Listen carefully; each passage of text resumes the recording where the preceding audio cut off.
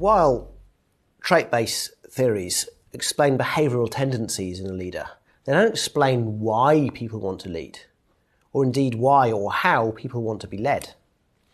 In order to examine this, we will look at some motivational needs theories that try to explain how and why a leader becomes a leader. There's some quite interesting dimensions here, because it looks at what leaders need to being very, very different from what followers need. So there is a level of separation here that is quite interesting to reflect upon. It suggests that leadership needs are power, affiliation and achievement, whereas followers' needs are much more simple. It's just physical, intellectual and emotional. Followers also have needs, emotional, physical and intellectual. And how followers are led relates to a leader's belief system or his attitude about the followers. And this can be described through three theories, conveniently named Theory X, Theory Y and Theory Z. They describe three different attitudes leaders have about the people they are leading or their followers. This was a theory initially set up in the 1960s by Douglas McGregor, that's Theory X and Theory Y, and Theory Z was added in the early 1980s by William Oichi. So Theory X leaders believe that their employees dislike work, that they're lazy and they're automatically going to resist. Now because of that belief, they're very, very likely to use coercive practices, lots of punishment systems to get the workers working hard. There will be a strong autocratic tendency. I say, you do, don't think, just follow. Theory Y leaders believe that employees naturally like work, they can be enthusiastic and energetic and they want to be engaged. And because of that positive view of employees, they have a very participatory style of management. They want employees to participate in decisions and they motivate through praise, recognition, motivate and rewards, either intrinsic or extrinsic. Theory Z leaders believe that employees want to have an intimate and happy working environment with others they work with, that they want to like their colleagues, to spend time with their colleagues, and that they value the idea of organisational culture and the values in the organisation and family-style relationships. They believe that workers have a well-developed sense of order, a sort of internal discipline, a desire to work hard and a desire to be cohesive with the other people they're working with. There's this ongoing desire to be part of a social group and part of a wider culture, and you can set that up within the organisation. We'll look in depth at some of the leadership styles and behaviours that relate to these attitudes in other lessons. But for now we want to look at the Pygmalion effect. And this is a pretty simple idea, but one that has far-reaching consequences. This is the idea that if you tell the workers they're very good, the likelihood is they're going to perform very well.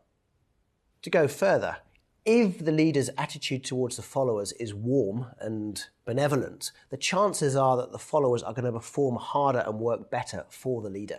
So it's the leader's responsibility to develop a warm interpersonal climate. The leader should provide as much data to employees as possible so they can make decisions. They should create a safe environment for creative thought and critical feedback. And they should enable collaborative space where employees can spend time together. This is best expressed in Adam Grant's work, and Adam Grant looks at self-doubt v idea doubt. When someone has an idea, they're very, very excited about it, and they start working very hard to make it become a reality. Very often, as you start doing that, it becomes quite clear that the idea wasn't quite as good as you thought, and there are a number of complex things that you've got to solve. So people start doubting the idea. This is common. Almost everybody doubts an idea when they get into this complex element of trying to make it a reality. What people who have an inner critic do is once they start doubting the idea, they start doubting themselves. They start to believe that they're not very good. Because the idea is not working as they expected, they're actually not a very good person. They have stupid ideas, they're foolish, they're not competent. That's the inner critic.